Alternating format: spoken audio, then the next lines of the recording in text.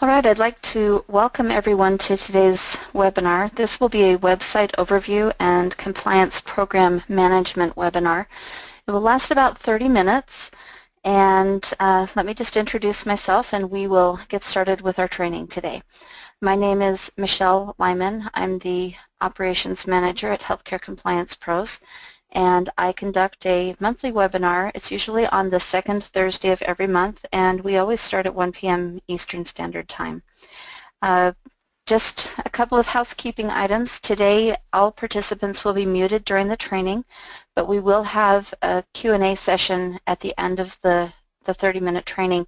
You can also use the Q&A tab on your dashboard to type in questions during the webinar. So if you have any questions that come up during my presentation, please go ahead and type them in and I will address them at the end of the training. Again, this webinar, like all of our webinars, is being recorded and it will be available to you next week. We will publish it on the Insider newsletter. So if you have members of your organization who were not able to make it for today's presentation, the live presentation, you can share it with them in the future. So let's go ahead and get started. Today I have logged in to just a demonstration account, so I'll be able to show you all of the features that we have, and some of the features that I'm showing may not be active on your particular account. So if you see a tab on during the demonstration that you don't have, go ahead and reach out to your contact at Healthcare Compliance Pros and they will be able to help you with accessing additional features that you might need. So let's start with logging into the program.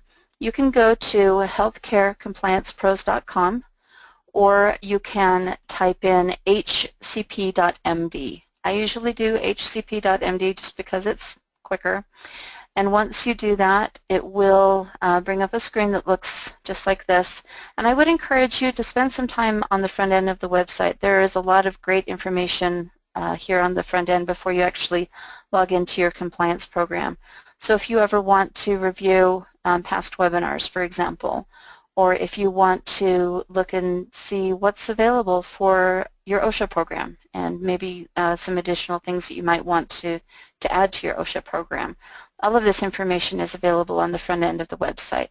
But when you're ready to log in, you'll just click the client login. And once you click the client login, it will bring you to a screen that will allow you to enter your email address, which is your username, and your password.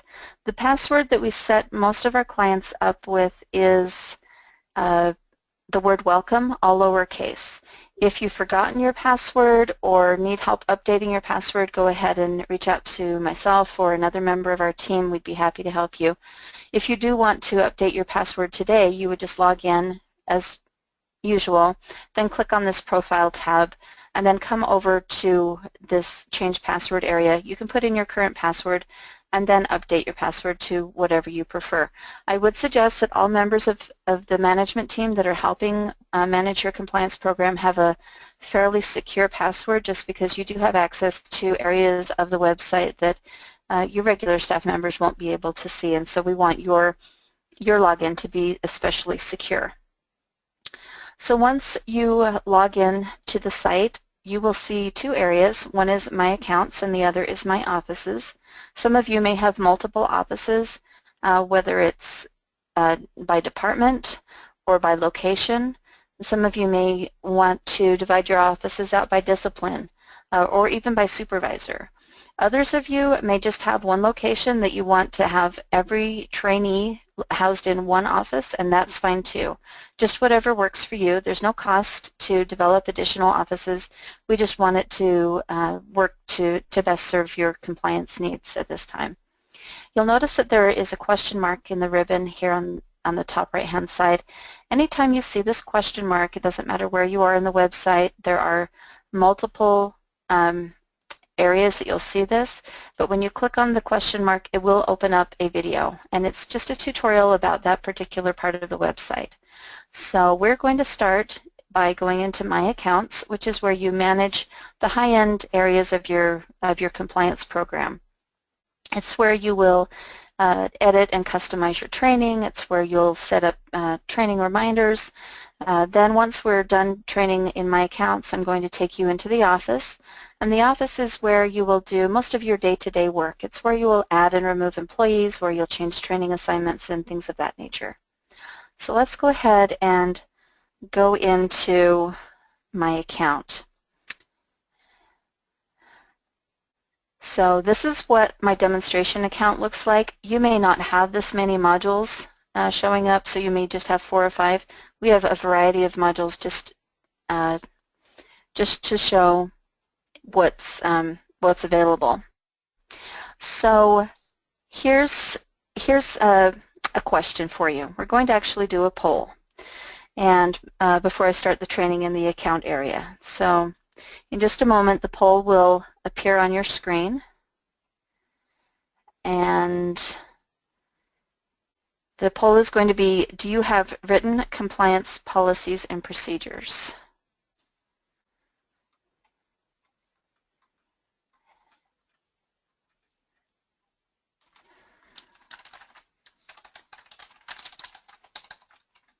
Okay, so go ahead and choose your answer.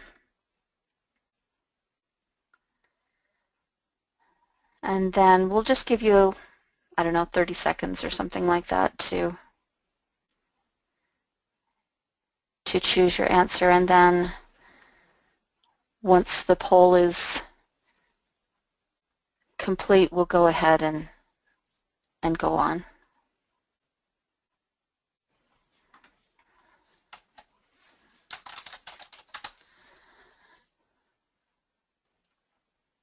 Okay.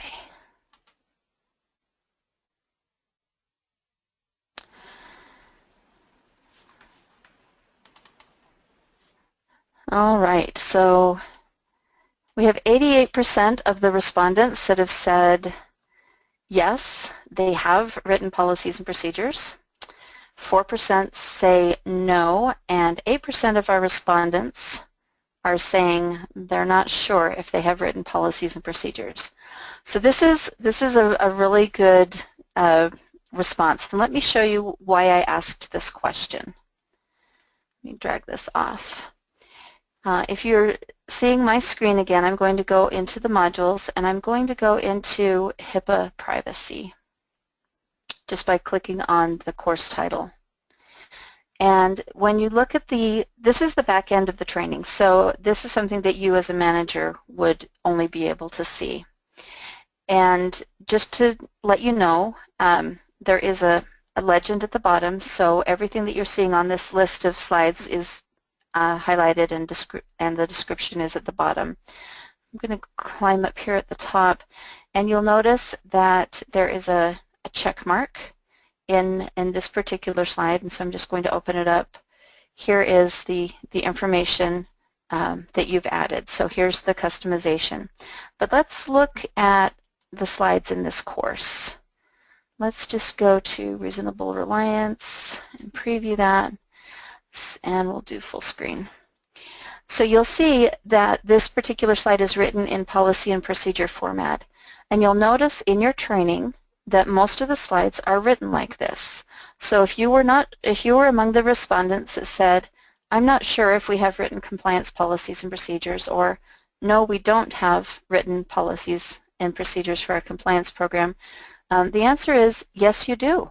And the reason being, the courses are actually written out in policy and procedure format, and so when your staff members are taking the training, they will see what your policy is. So let me just exit out of this full screen mode. And so if you question whether you have a policy on faxes and emails, you do. If you have a question, if you have a marketing policy, you do. If you have a question, if do you have minimum, let me make this big again, minimum necessary as far as how you're sharing PHI, yes, here's the policy, and this is your procedure. So it's really important that you as a management team review on a regular basis the policies and procedures that are included in your courses to make sure that not only are your policies represented with your staff as far as implementing them, but that if you have additional information that you would like to add to this policy, that you do so. So in order to customize a slide, if you would like to customize this minimum necessary slide, you would go to the Customize tab, and then you would just put in the information that you would like. So our additional, whoops, I can't type today. So you would just put your additional information that you want your staff members to receive, and then I always change it to the color blue and bold it. And then when we preview, we can see that your information is also on the slide. So it's very simple to customize the slides. The policies and procedures do reflect the federal mandates, so all regulations that the federal government requires you to be adhering to. And then if you have something that's even more stringent or more specific that you want to share with your staff members, then that's when you would go ahead and put in that additional customization. So that is how you customize a slide, and that's also the answer to the poll. Yes, you do have written policies and procedures. I wanted to show you a couple of other options for your training. You'll notice that we have a section down here that we've developed. You can actually create your own sections. Let me just go in and show you.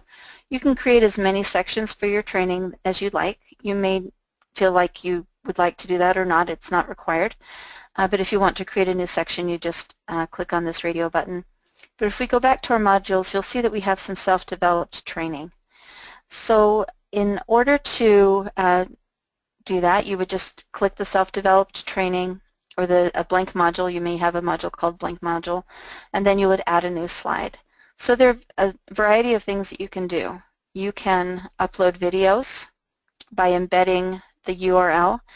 You would just need a video that's saved on YouTube or Vimeo. You can save them as private videos, and then click the share option on YouTube, and then grab that URL and paste it here, and then when your staff members get to that slide, the video will be there, and they'll just be able to begin the video.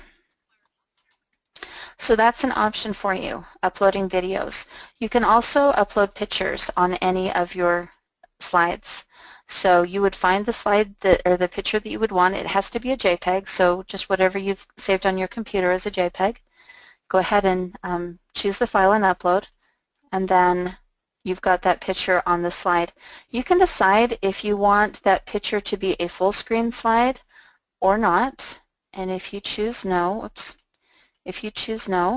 then when we preview, you'll see that the picture just slides over to the right, and at that point you would be able to add content language and then have the picture off to the right.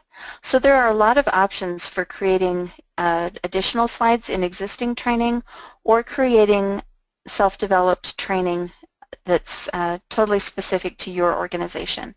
So think of things like clinical procedures that you would like staff members, clinical staff to be trained on. Perhaps you have items that you would like to present to new employees, or something that you've covered in a quarterly staff meeting that you would like to test your staff on. Anything that you can think of, you can develop training for. And again, if you have any questions, go ahead and type them in the question bar, and I would be happy to address them at the end of the video. Excuse me, at the end of the training.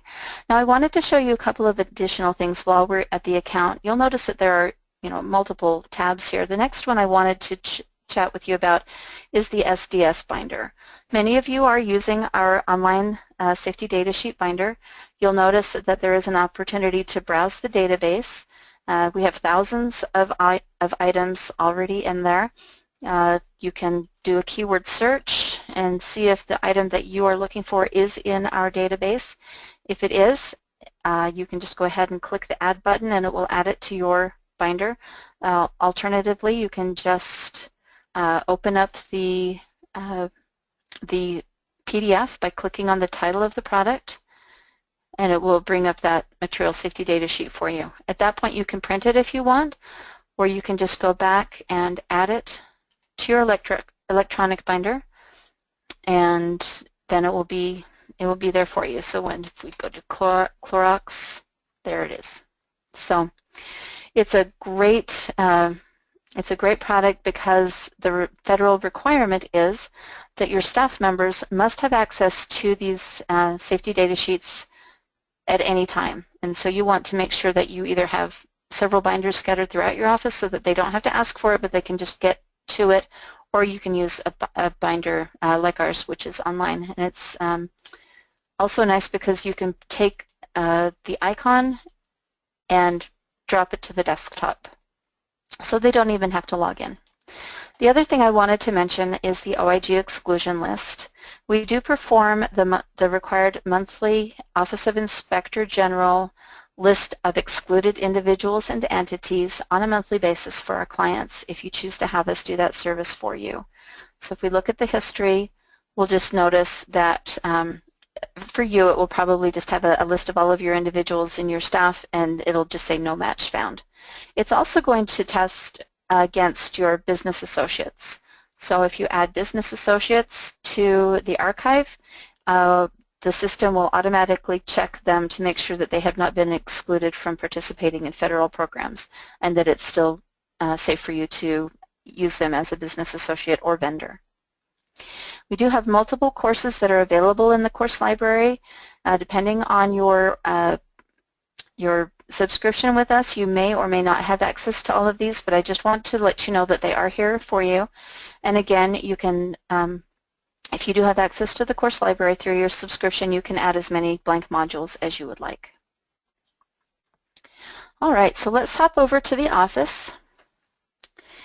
And I would like to we're going to do another poll.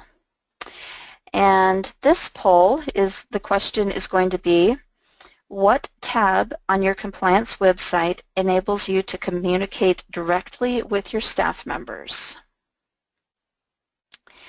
And the answers can be the Employees tab, the Reminders Hub tab, or the Features tab.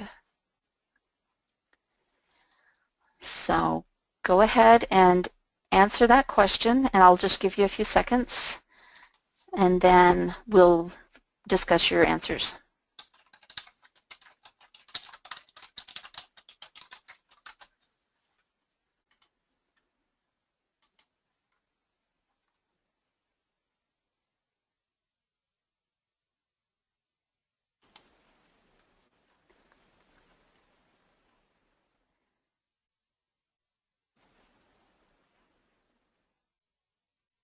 All right. So we've got 84% of you who have voted. If you want to jump in, we'll give you just a second more. All right, let's review those results. So let me pull this up and drag it over. So here are our results. And the question again was, what tab on your compliance website enables you to communicate directly with your staff members? 50% of you are saying your Employees tab, 23% said the Reminders Hub, 4% say Features, and 23% say not sure. So those of you who chose Reminders Hub tab are the winners today. That's actually where you can communicate with your staff members, and let me show you why. Here we are in the office, and I'll let you know you can access the Reminders Hub here at the account level also. But we're just going to open it up here in the office and have a little chat about it. So the Reminders Hub has an option for custom reminders. And these custom reminders can be anything from CPR training for a group of employees. Let's say you're having a staff meeting, and you want to create a reminder, and you want it to go out to everyone. So you'll just leave it like that. You can enable per user filtering if you just want it to go out to a section of people, or you can say I only want it to go out to my management team. And then you would just customize the reminder with the staff meeting information. Oops. And save it for your office. And we're going to say that we want it to go to our supervisors and our management, so when we preview it, we'll see that Delta Dawn is going to receive this email, and there's nothing in it right now, but so that's how you can communicate with your staff members. Now, some of you may already have an in-house intranet that you can use to communicate with your entire staff. Some of you may not. So I just wanted to make sure that you knew that this was an option for you. We also use these custom reminders to remind you to perform some of your assessments, like the security risk analysis. So let's go in and see what else the Reminders Hub does. There is an Office Admin Training Report that goes out to your managers, whoever you assign it to, and it will tell you who is currently past due in their training. So you'll see that Bob just has a couple of courses that he needs to take, while Cherry, it looks like she hasn't taken any of her courses. So this enables you as a management team to then talk to the supervisors and say, you know, it's time for you to really crack down on this. We've got a few stragglers. Let's get this cleaned up. The other portion of the Reminders Hub helps you to send reminders on an annual basis of that the training is due. So let's just preview the email. Let's go to OSHA. All right. So it gives them some instructions on what they need to do, and it tells them not to forward the email to another user. Each of these hyperlinks takes you directly to this person's training. So if you were to share this, if Bob was to share his email with Cherry, and Cherry logged in using this hyperlink, Cherry would actually be taking Bob's training. So it's very important that they do not share these emails. But if they click on the hyperlink, it takes them directly to their training, and then they can just click Start or Continue Course. The reminders will go out on the annual anniversary of the last time that they took their training. So if you took the training in August of last year, then it will, let me just go up to the account and look at it for just a second. If you took the training in August of last year, then in August of this year, the system will wake up again and start sending out those reminders. If the person, we'll just change this to August, if the person did not complete their training in August, then when September rolls around, the system, since it's going out on a monthly basis, will wake up again and say, well, these 3 people didn't take the training, we're going to send it out again. But let's say that Delta and Rand and Michelle completed it in September. They would not receive another invitation to train for another year. So let's go back into the office and let's talk about your employees now. Your employees are listed with their training assignments. You can change training assignments by clicking the plus sign to add a course, or the minus sign to remove a course. And if you are removing a course, it will ask you if you actually want to do that, because then the training history will be deleted here but will be archived at the account level. You can also change information on their profile, whether it's changing their email address or deleting a user. So if you do want to delete a user, you would just come into the Employees tab, click on the employee's name, click Profile, delete the user. As soon as that user is deleted, they will no longer show up on your list of active employees, but their information will be archived at the account level as far as their training history. It's just as easy to create a new employee. You just click the button, fill out the information, and click Save. All right. When you are taking your training, there are a couple of options. You'll be able to start courses that you've never taken, continue courses that you've begun but haven't been able to finish, and if you can't finish a course, you just click the X button and the system will remember where you are. If you need to retake a course, let's say you have a staff member that has been had a problem and has actually released PHI improperly, you'd want them to take their HIPAA training again. In that case, you would have them retake the course. So they would not only show that they last took the course in October of 2015, but they retook the course in August of 2016. All right, now we're going to do our final poll.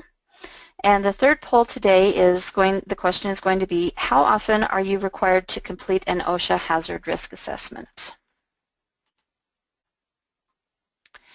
And that poll should be open now for you to review. And we've got about 30% of people who have voted. We'll give you some more time.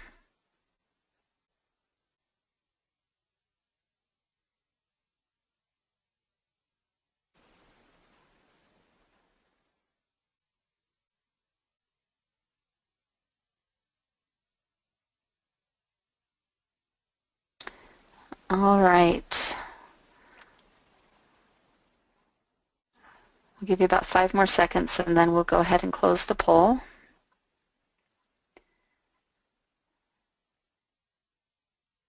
All right, let's close the poll. So I'm looking at the results, and we are showing that 19, let me just open it up and drag it over. So 19% of you said that quarterly is how often you should complete the OSHA Hazard Risk Assessment. 7 said semi-annually, 63% said annually, and 11% are not sure. So let's take a look at that OSHA Hazard Risk Assessment. You'll find that in the Tools and Assessments, and it's right here, so we'll just open that up. The OSHA Hazard Risk Assessment is a requirement that OSHA has that is annually. So the 63% of you that said annually are correct. However, I do have clients that complete this on a semi-annual or quarterly basis, so I would not say that anyone actually got it wrong. This is just a good thing to just make sure that you've got it organized in the way that you want. And this assessment is actually just documenting what PPE you're using in a variety of situations, whether they are procedures that you're participating in, instruments that you may be using, or equipment that you may be using in your organization. And some of them are not going to be applicable. Not all of you are dental offices. Some of you may be. If it's not applicable, you would just click NA, and the system would recognize that. Like all of our assessments, it is printable, so when you complete the report, you'll have a printable option right here. And it will also tell you the date that you completed it. If you do want to print it, you go to the print icon and go ahead and print it or save it as a PDF and save it to your computer. Let's look at some of the other assessments really quickly. You also have access to a security risk analysis. We're not going to have time to review all of these in depth, but do know that each of you has access to a self-guided security risk analysis, and some of you will actually have access to our enhanced program that offers you the ability to review your security risk analysis with an HCP compliance professional, and that person will help you develop a corrective action plan. Now, if you're not familiar with what a security risk analysis is, it helps you meet your meaningful use requirements, and it just documents how you're handling protected health information in a variety of situations with your personnel, how you're handling outside vendors, what you're doing with your physical and electronic security, and how IT is supporting the safety of PHI in your organization. And to wrap it up, I just wanted to show you a couple of other tabs. You do all have access to our Forms tab, and there are just hundreds of documents here that are here to help you manage your entire office, not just your compliance program, but there are a good variety of HR documents here as well. So I would encourage you to just, take a couple of minutes and just look through. Each of these will open in Microsoft Word. You'll be able to review the document and use it as is, or edit it to meet your needs, save it to your letterhead, etc. So if you're looking for something in particular, you can use the search bar. Perhaps you're looking for a notice of privacy practices. We've got those here for you. We've got them in English and Spanish. If maybe you're looking for an accident or incident profile, here's that, and it gives you some information about how you would want to use this particular form. And when you open it up, it just opens up in Word. Oops, that's the wrong. Well, we'll use this one as an example. So here's your report of injury, and you would just fill it out and document that the injury has happened. Share it, put it in the employee's file, share it with HR, and follow the instructions on the form. There's also a reference guide that has a lot of information from the government as far as how a compliance program needs to be run, and it just is like a 3-ring binder of all information that has to do with either corporate compliance, HIPAA, HR, or OSHA. All right, so we have used our 30 minutes today. I haven't had any questions show up in my Q&A, but if you have a question at this point, anything that I have not covered today that you wanted me to cover, please write it in real quickly and I will go ahead and address that before we close. I also wanted to let you know that there is individual client follow-up on a case-by-case basis. So if you have questions as a result of anything that you've seen today, please either type it here in the request help section of your office, or go ahead and you can email, I'll just write it in. You can email support@hcp.md or contact your representative at Healthcare Compliance Pros. Again, the recording will be available after the call. We will post it in the Insider newsletter next week, and next month's webinar will be on the second Thursday of the month. And again, as always, thank you for joining us for our monthly refresher webinar. I hope you've learned some new things or been reminded of some items that you do have available on your website. And we look forward to meeting you again next month. Thank you so much for joining.